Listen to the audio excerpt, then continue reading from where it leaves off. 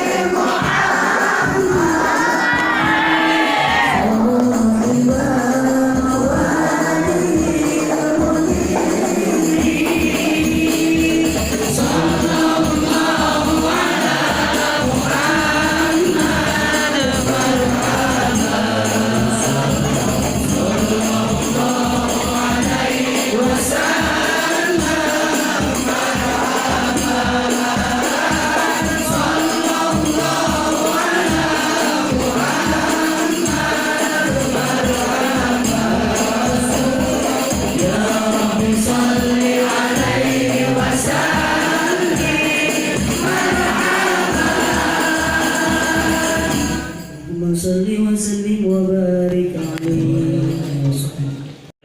Tapi Allah ya alim, saya paling rendahnya di antara kalian. Itu akhlak yang dijaga oleh kakek moyang kita. Untuk Nabi Muhammad, untuk membanggakan Nabi Muhammad, membanggakan kami akan lakukan semuanya.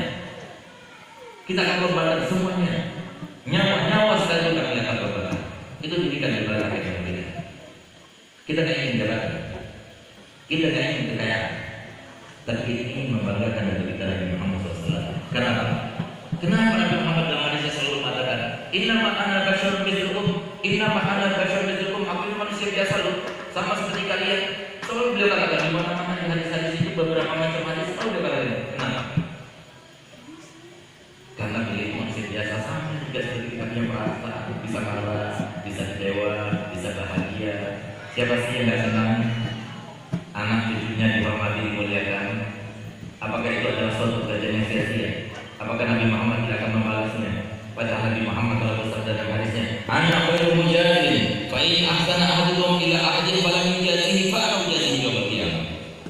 Aku adalah seseorang yang paling pandai membalas jasa. Kalau ada seseorang yang berbuat baik pada orang lain, lalu orang lain itu tidak membalasnya, jangan khawatir, aku akan membalasnya untuk kalian nanti di hari kiamat. Kalau itu dikatakan oleh Nabi Muhammad untuk orang lain yang berbuat baik pada orang lain, bagaimana kalau semua kita melakukannya untuk keluarga Nabi Muhammad? Begitu pula sebaliknya.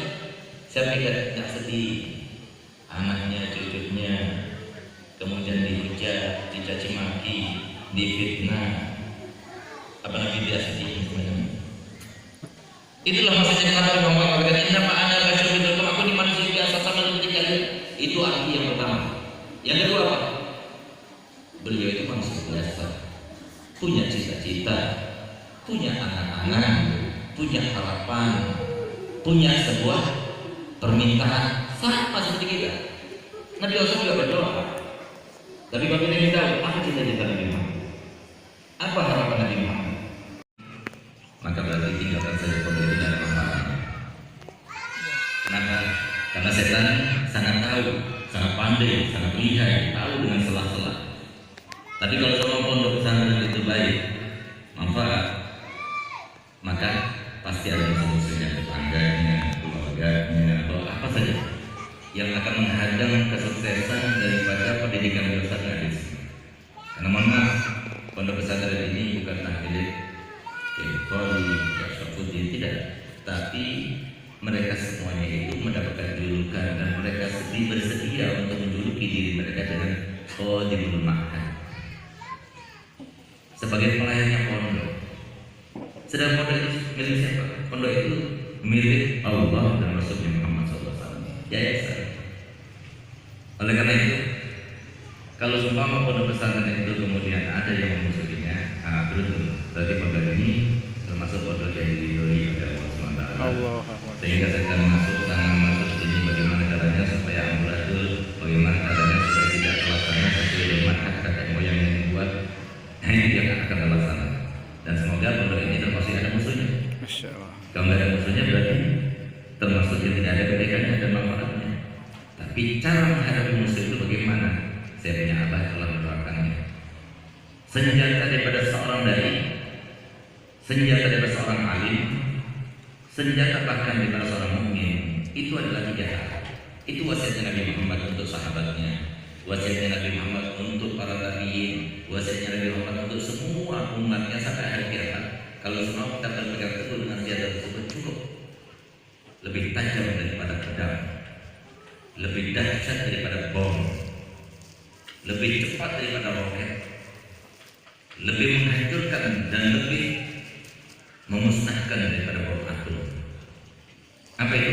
Yang pertama, ittaqillah summa. Bertakwa kepada Allah.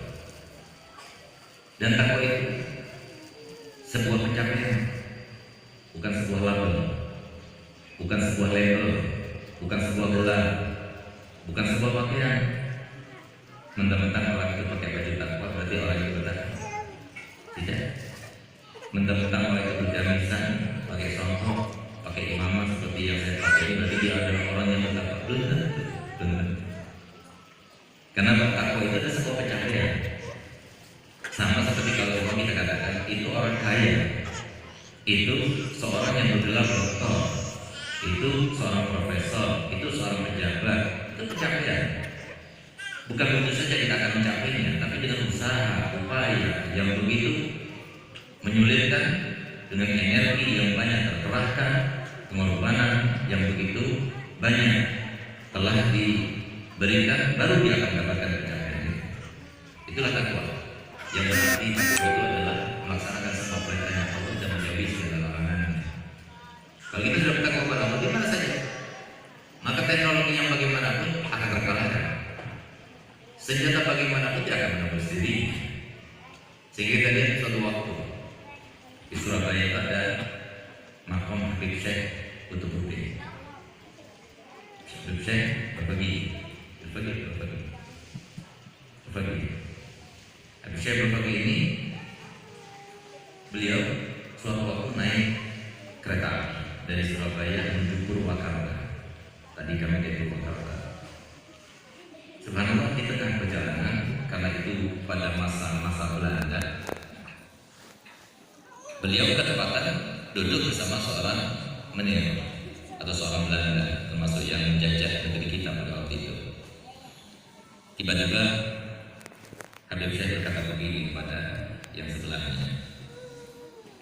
Setelah beliau merasa direndahkan dengan ucapan-ucapan sang menir itu, di mana dia katakan teknologi yang buat itu adalah orang kafir, tapi orang Muslim cuma menggunakannya.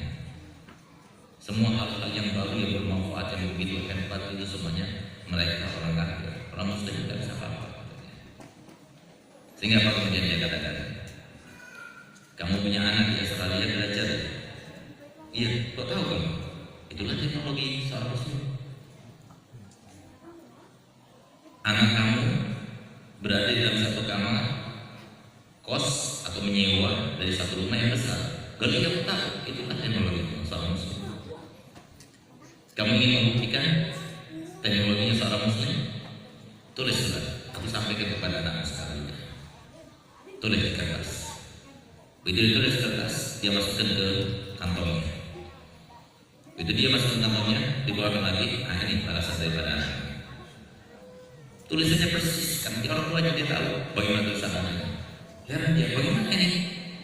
Dulu belum ada televisi, belum ada handphone, belum ada internet, masih dia nggak percaya, setengah bingung, maka kemudian dia buka jubahnya, Kamu lihat anakmu sedang apa sekarang? Kelihatan seperti ada kamera di situ, anaknya ada lagi ngapain? Assalamualaikum warahmatullahi wabarakatuh. Alhamdulillahirrahmanirrahim. Wassalatu wassalamu ala asyrafil anbiya'i wal mursalin Sayyidina wa habibina wa syafi'ina wa nuri qulubina Muhammad Habibina rabbil alamin wa imamul ghurril muhajjalin wa ala alihi wa sahbihi ajmain. Subhanaka la ilma lana illa ma 'allamtana innaka antal alimul hakim. Rabbi shrah li sadri wa yassir li amri wa hlul 'uqdatam min lisani yafqahu qawli.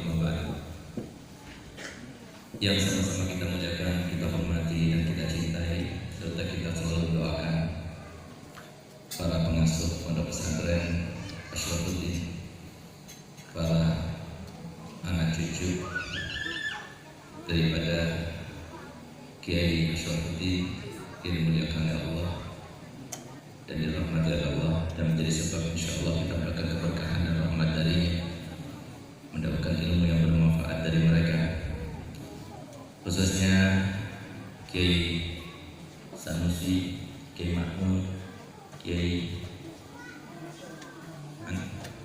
Abdul Rasyad, dan tidak lupa kepada Mudirul Ma'had Ustaz Sadat Mubarak yang beliau telah menimba ilmu dari zaman sepunya Abah sampai Buya Zain, dan masih ingat bagaimana Kiai Bukhari itu kedekatannya dengan dakwah itu luar biasa. Tapi ada satu hal yang disampaikan oleh Buya kepada beliau, di antara yang disampaikan adalah Al-Fakir tidak bisa sampai ke pondok antum, tapi nanti anak-anak akan sampai ke pondok antum. Alhamdulillah Abu Hamzah sudah datang ke sini 2 kali, dan sekarang Al-Fakir menyusul Abu Hamzah. Dan di antara keistimewaan daripada pondok ini, Abu Hamzah tidak pernah pidato, tapi di sini pidato itu luar biasa. Padahal beliau sudah pesan tidak berpidato, tapi subhanallah di Pondok Ashabuddin beliau memberikan tausiah kepada anak-anak di sini. Ini menunjukkan akan kedekatan antara dakwah dengan Ashabuddin. Semoga kedekatan ini bukan hanya di dunia, tapi di dunia sampai di akhirat. Amin ya Allah, amin. Dan kami berharap semoga Ashabuddin ke depan dan pimpinan pada sadat yang dimaksudkan oleh ayahanda almarhum beliau titipkan kepada Buya Habib Hasan Harun tidak ada lain maksud tujuannya supaya bersambung dengan para 3.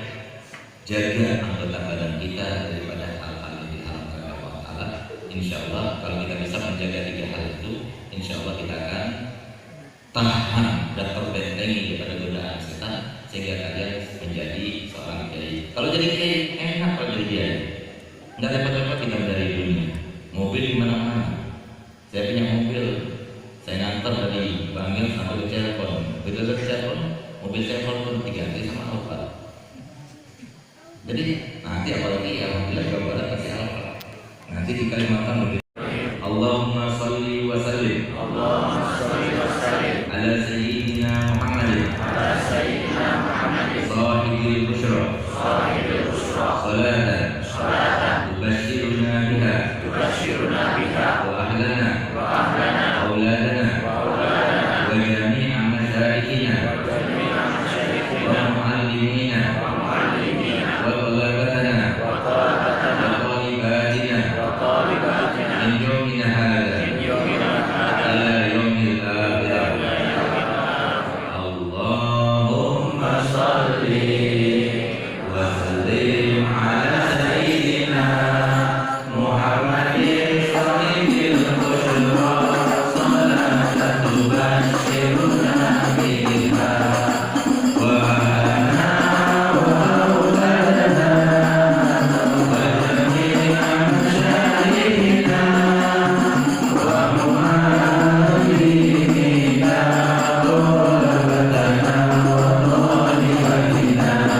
talibatina min yawmina hadha ila yawmil akhir.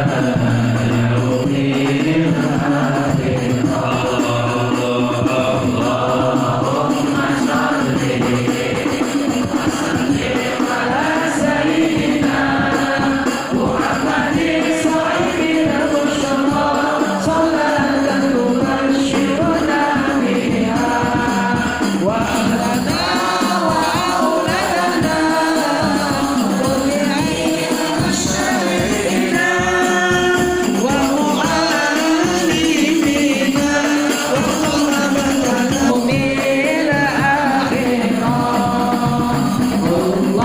Allahumma shalli wa sallim ala sayyidina Muhammadin sahibil busyra salatan tubashshiruna biha wa ahlana wa auladana wa jami'a masyayikhina wa muallimina wa talabatana wa talibatina min yaumina ila yaumil akhir.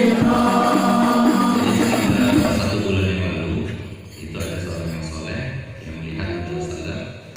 Nabi Sallam itu senang kalau dibaca dengan lagu ini. Dan hadir rohaninya. Jadi kalau sama kita itu ada hajat, kalau setiap hari kan membaca 1 kali. Kalau sama mau hajat, baca rame-rame, kemudian sambil baca dan ada itu. Lalu ditiupkan oleh hajatnya dikabulkan atau jadi disebutkan ayat tersebut insya Allah. Jadi kalau bacanya benar seperti yang saya baca tadi, maka antum semuanya yang hadir, saya berikan ijazah untuk bacanya dan saya berikan ijazah untuk berikan ijazah kepada yang lainnya dengan syarat jangan dijual belikan karena itu adalah salawatnya Nabi. Ayo sama-sama kita jawab, saya terima ijazahnya. Saya terima ijazah. Dan terakhir saya mewakili Abu Habib Hasan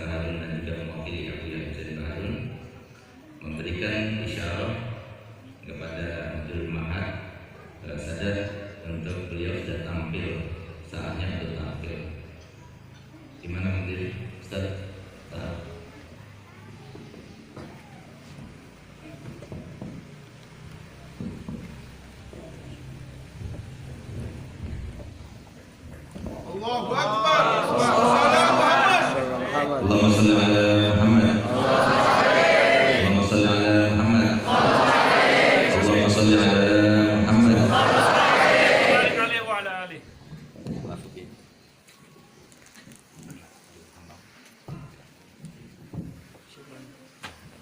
Syukur kehadiran Tuhanku. Terima kasih yang mulia kami telah dibekali Bapak Ibu dan terima kasih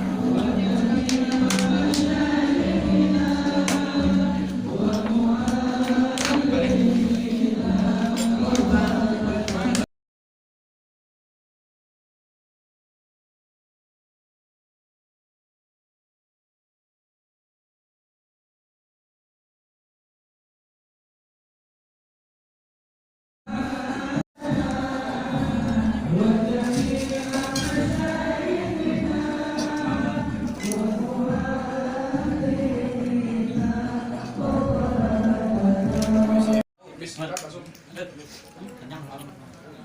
Wah, ini makanan. Makan besar.